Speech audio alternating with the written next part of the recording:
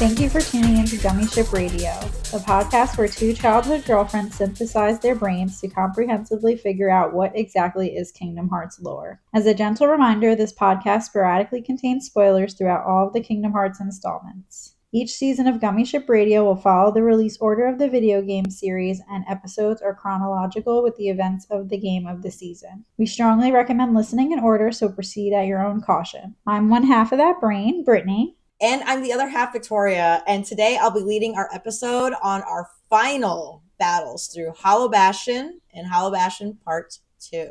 Yay! Yeah, Brittany, you had a big episode last episode. A whole lot to read in that one. Yeah. Where I feel like, I'm coming in to sort of swoop in the endings of it, as well as a few other things, but just as important.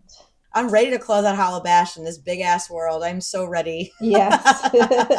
So just as a reminder of last episode, per Jiminy Cricket's Chronicles, Donald and Goofy abandoned Sora and sided with Riku when they found out that he was the true Keyblade Master. Sora was disheartened by their betrayal, but was soon encouraged by the Beast to go on. Though Riku now wielded the Keyblade, Sora faced him boldly. Moved by his courage, Donald and Goofy rejoined Sora and helped him regain the Keyblade. After defeating Maleficent, Sora and company encountered Ansem, their most powerful enemy yet. Ansem had possessed Riku's body and now revealed a startling truth. Kairi's missing heart lay deep within Sora's. To free Kairi's heart, Sora unlocked his own with the Keyblade, destroying himself. Having regained her heart, Kairi awakened. Her power, along with that of the other maidens, we're still calling them maidens, okay, completed the final keyhole to the darkness. Somehow, Kairi, Donald, and Goofy escaped from Ansem. On their way out of Hollow Bastion, they ran into a lone Heartless who turned out to be Sora. Kairi's deep feeling for Sora restored him, and now they must stop Ansem from destroying the worlds. Yes. Plural, because there are more than one. That's true. The overview, there's really only one thing left, is to return to Hollow Bastion and finish the job. Go back. I'm saying it like that because I didn't write it down. So we're gonna finish what we started here. So, upon our return to Hollow Bastion, Beast meets us with one thing on his mind, and that is saving Belle. What a man, what a man, what a mighty good. Well, what a beast, what a beast, what a mighty good beast. We'll say that. Yeah. He says that Belle and the remaining freed princesses are still inside, just as Leon suspected. Through persistent and constant battles with the Heartless, we enter the library and we meet Belle. First of all, her and Beast's reunion is straight out of the movie. If I closed my eyes and I heard them reunite, I would have thought I was watching the movie. It so was cute. Adorable. Big awes all around. So cute. She tells Sora and company that the remaining princesses actually volunteered to stay behind to continue fending off the darkness raging from the keyhole. But they are running out of time and can't continue to hold it off for much longer. She gifts us Divine Rose, which is a clutch ass Keyblade. Yes. Definitely one of my top threes, at least in this world. Like, it's a very good Keyblade. And it's so pretty. It's so I feel like it's so aesthetically it's aesthetically there. Yeah. It's strong as hell. Yeah. Thank you very much, Miss Belle. Thanks, Belle. She gives us this beautiful ass Keyblade and sends the crew to the keyhole for Sora to close. When they arrive at the castle chapel, all the captured princesses are waiting for Sora. Aurora and Cinderella regale Ansem's final moments before being engulfed by the keyhole, all the while smiling as he disappeared. Creepy. He was very happy to be taken. Since then, the keyhole has released a flood of... He's like, yes, girls. He said, hands up, baby. No problem. Take me as I am. That's so funny. When I didn't realize that they were like, and he was smiling. When I played it, I was like, ew. Handsome, get a grip. Great. Weirdo. Since then, the keyhole has released a flood of darkness that the princesses are doing their best to hold off, as Belle said. Jasmine, Snow White, and Alice assure Sora that they will continue to do the best that they can, but they really don't have much time. They don't have much left in them, as they've all been reiterating. They're like, really, can you please get in there?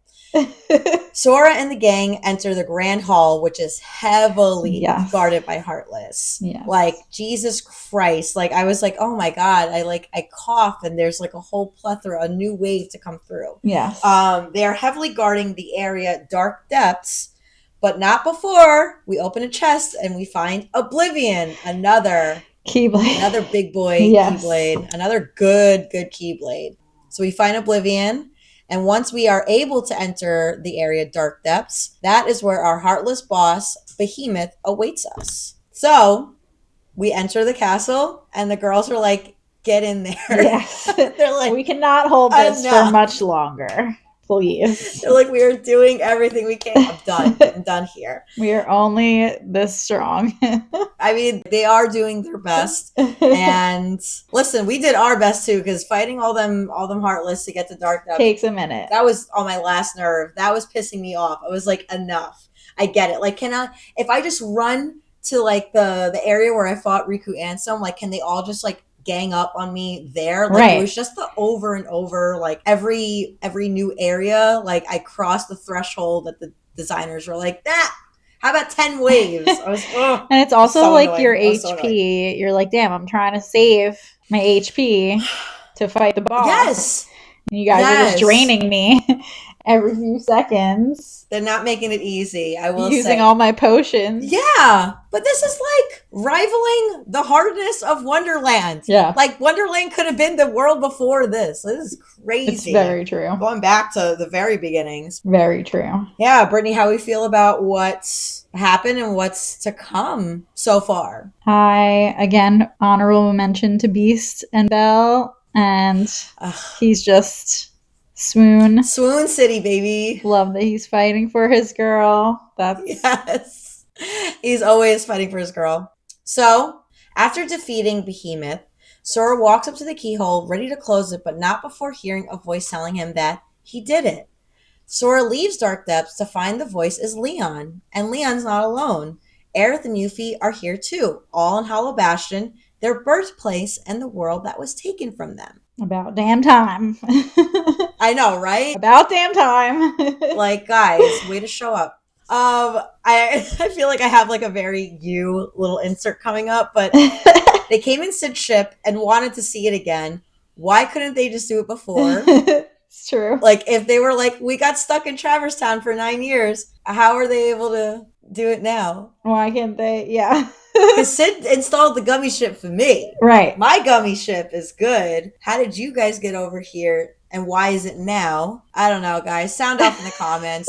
We are missing something or they are missing something. I don't know. But confused on why they couldn't do it before if they were able to do it now. I don't know what the difference between then and now was in terms of gummy pieces. But anyway. Interesting, for sure.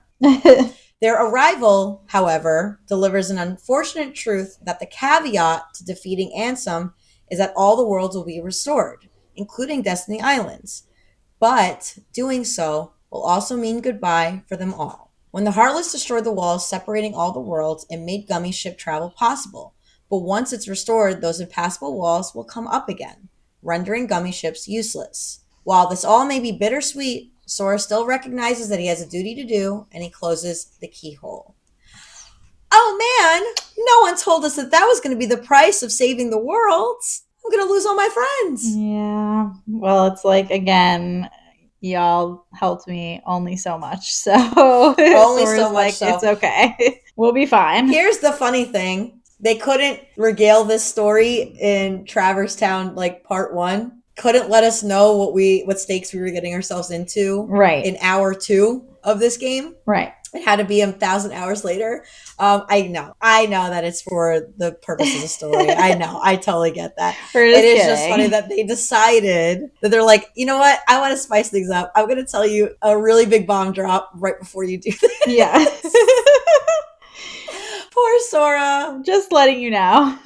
Just letting you know, we wanted you to make a bunch of friends everywhere so that you can't see them never anymore. See them ever again. This is it. Sorry, bub. Yeah, Sora is still, I don't know, wait, hold on. This is a couple episodes ago. Sora recognizes that with great power comes great responsibility. Yeah. And he Yes, Uncle Ben. And he Spider-Mans his way back to the keyhole and he locks that bitch up. Yep. Once we meet back up with the princesses after locking the keyhole, Alice says she feels the darkness weakening, but Jasmine says that she can feel a powerful darkness growing somewhere far away. Aurora believes it's where the heart of the darkness is, and most likely where Ansem went. At this point, all the princesses are kind of chiming in. I don't know if you saw this in the walkthrough, but Cinderella refuses to call Sora. She keeps calling him Keyblade Master. Like over and over, she's like, "We're counting on you, Keyblade Master. Thank you, Keyblade Master." She's so fucking formal, this one. She really is like one of the oldie ones. Yeah, she's the OG. But yeah, so. She's so OG. And I love how Alice is like, it's weakening. And Jasmine's like, nah, it's not. And Jasmine's like, girl, get your head out of your ass. Are you even a princess? She's like, you're so clearly not a princess. Sure, it's weakening here, but can you wake the fuck up? Okay. Yeah. Oh, that's so funny. We said it before, Jasmine is a working princess. Like it's true. She is hot on the trail. She knows what's going on. The princess's gift, the final upgrade to his fire spell, Firaga. Like I ever knew how to say that. No. Firaga? Yeah. Then Aurora and Cinderella reassures the return of the worlds upon Ansem's defeat, including himself and Kairi. But Sora says he won't be going anywhere until he finds Riku and the king, leaving them to pursue Ansem and the Heartless. So before totally leaving Hollow Bastion, Sora has an opportunity to go back to the library and kind of like catch up with everybody, say his goodbyes, maybe some story times, and some more presents, because of course, why not? Yep. We're at the final threshold. Aerith upgrades his cure spell to Curaga and gifts the Ansem reports that Maleficent collected, which is Ansem reports 2, 4, 6, and 10. And begins... a crap ton. Yes, that's a whole lot. She stole a whole lot. Real thievery. We can add thievery to Maleficent's conniving ass. With that, Aerith begins the Ansem backstory. And she tells him that he disappeared when Hollow Bastion fell to the darkness. It was believed that he died defending people from the Heartless, but he's the one who brought them here. Leon continues that this tower was once Ansem's castle, and he was widely respected as a wise man, but darkness took him, and he began experimenting with people's hearts. Cough, cough, foreshadowing. Oh my God, cough, cough, foreshadowing. They all thought it was Maleficent's doing, but she was just another puppet of darkness, ironically, just as Ansem is. Because truly, how does one beat the real enemy, the darkness? Leon also says that he refuses to use his real name until this world is restored. Oh, which we talked about. We talked about that already, yes. So I guess like their story reasoning for why he's not using Squall. Yeah. Okay, Squall. I'm not swooning over a wah in someone's name. Like, no thanks. Honestly, Leon, you don't even need to go back to your name. This is fine. Yeah. Leon is good. Leon's great. Belle continues the story saying that Ansem desires the darkness and thinks it's the source of all power. Darkness may shroud light, but it can never extinguish it. Where then Yuffie finalizes that Ansem and Maleficent were both possessed by the darkness. Yuffie ends it all by saying that she doesn't get what's so great about the darkness. She hardly recognizes her home and she wants to rebuild it. So they'll rebuild it. Leon will go back to Squall at some point. Yeah. And I'm sure Aerith will just hang back just in case somebody shows up. Yes. We'll see. See. So, with that, because there's no one left to conversate with, the trio are only left to do one more thing, which is to follow Ansem into the darkness. Yeah. However, there is one more thing that you can do before following Ansem into the darkness, because at this point, once you leave Hollow Bastion, a brand new cup appears at Olympus Coliseum. What? Brittany, I know what you're thinking. We are not done. I thought that we already finished all the cups. We became true heroes. We locked the keyhole. Again, this damn plot point that, I thought we locked the keyhole. JK. A new cup shows up at Olympus Coliseum, which is the Hades cup. A cup that you can, if you decide to, you can fight it before entering the final threshold that we get into. They're like, wait, before you lock the worlds, you can't travel back. Can't travel back. There's one more thing you got to do before that. Let's just do one more for shits and gigs. S and G's all around. So if you do decide to head to Hades Cup like we did, Hades plotted to destroy Sora and Hercules, but it failed. First, Cloud failed to carry out his orders, then Cerberus was defeated. But Hades did not give up on his goal, to rule the worlds as the King of Darkness. Something that now that we've read everything through from last episode to now, that him and Maleficent have very competing goals. Sounds like they both want to be doing the same thing.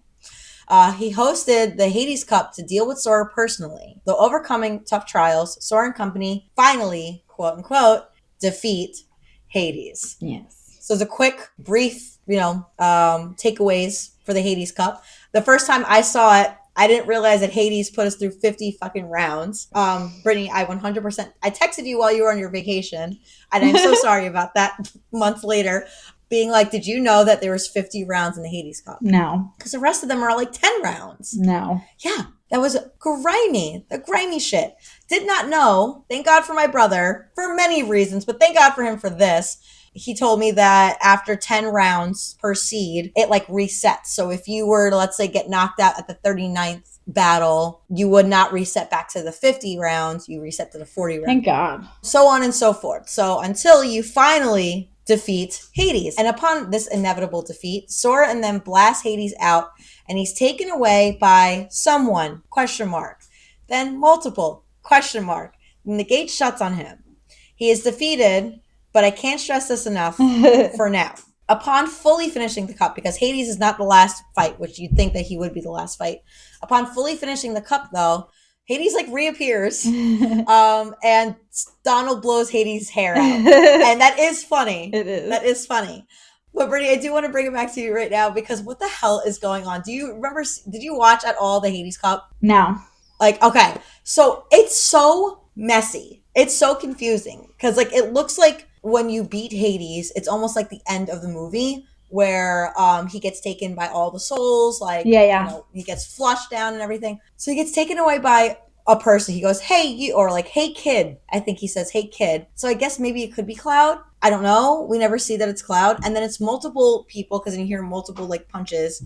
And the gate shuts on him, like I said. And then like 10 rounds later or whatever rounds later, he's back near the gate and then Donald blows his hair. It's so weird. I will take this game for what it is. I have no idea what's going on. I don't know who took him. I don't know what's going on, but that does happen. So interesting. Brittany, any thoughts on that?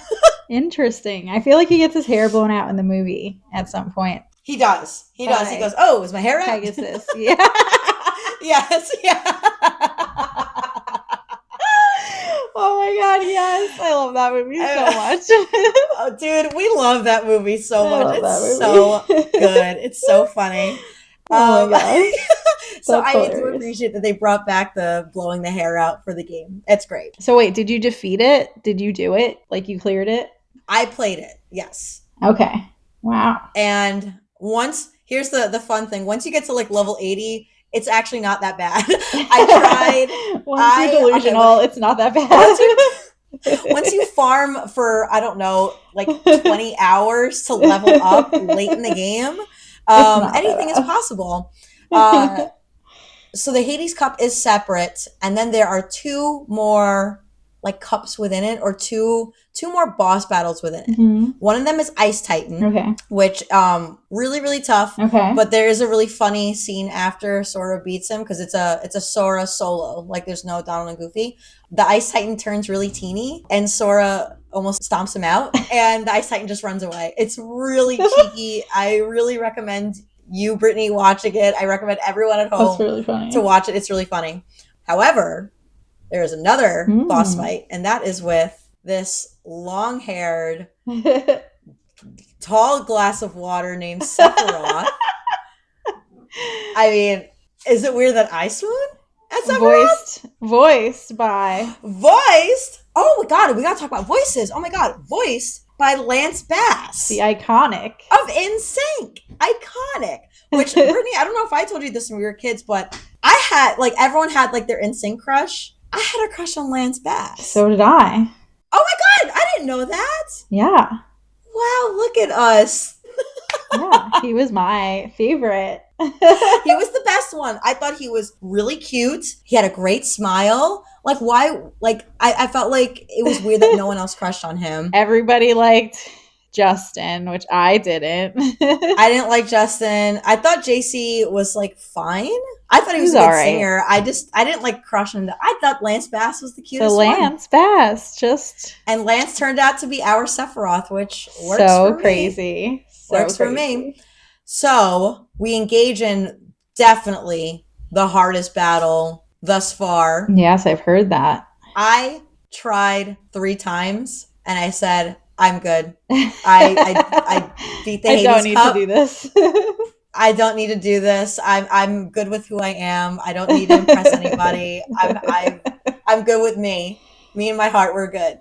So I did just watch the cutscene because I had to. But so you fight Sephiroth, all that happens. He's generally the last boss you can fight, and then you are then free to leave Olympus. And Brittany, I'll let you take that away. Just because you added the fact in. They exit the arena to leave Olympus. Cloud finally meets Sephiroth, which he's been alluding to, trying to find somebody. Yep. This whole entire time. Yep. And he gave that little spiel to Sora at the end of Olympus. And in silence, Sephiroth implores Cloud to turn to the darkness, which Cloud refuses. The two engage in a high-speed battle in the air, and the outcome of which is unknown. Dun, dun, dun.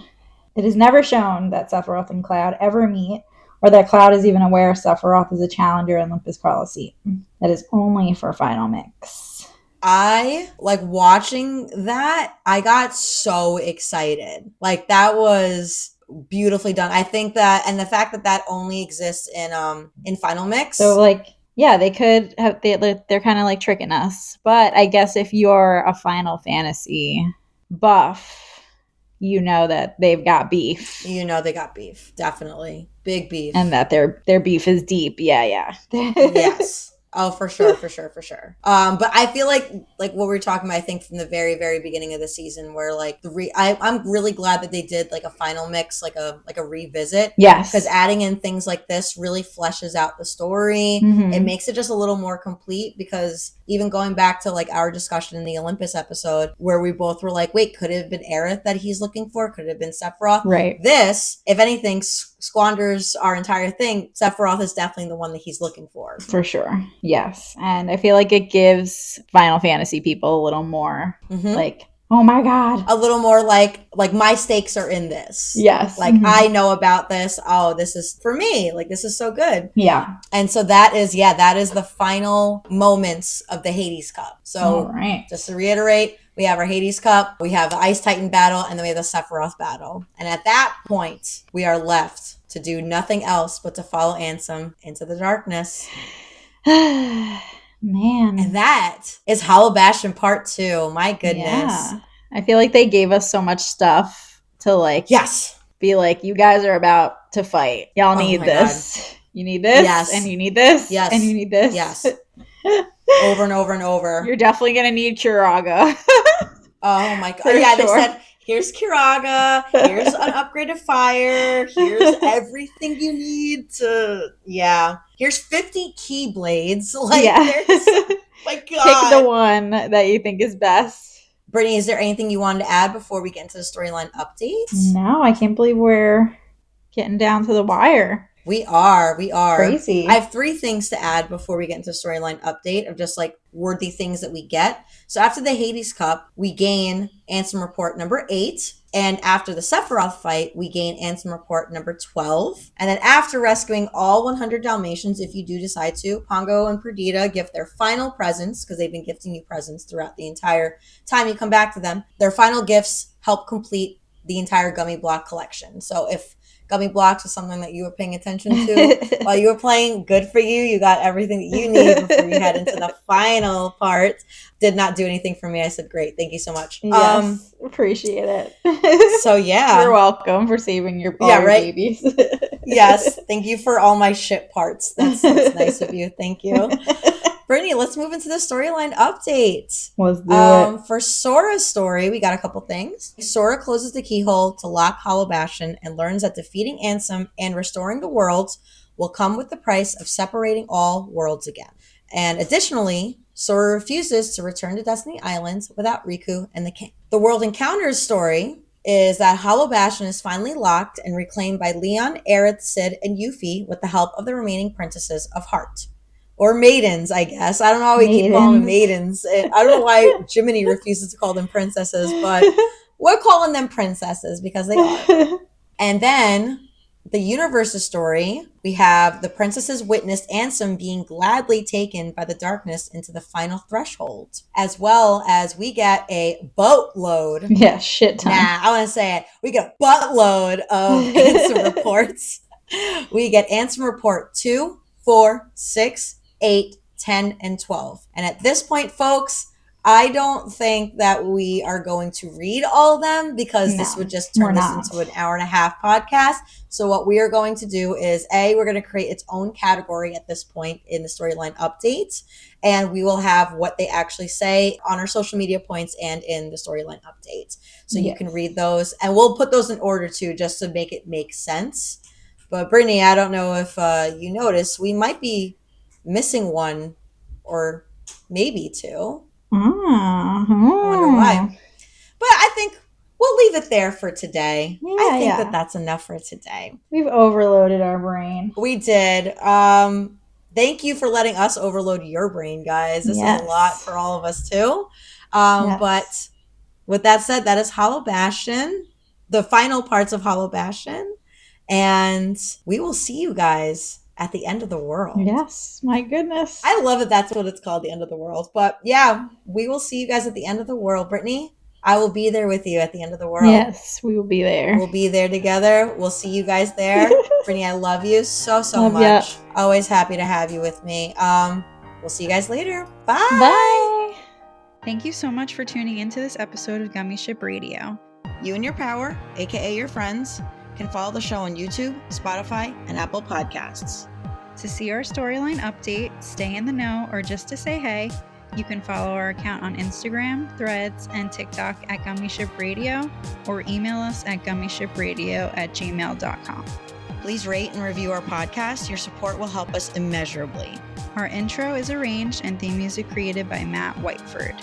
This podcast is hosted and produced by Victoria Harrington and Brittany Morales. We'll be thinking of you wherever you are, and see you next time.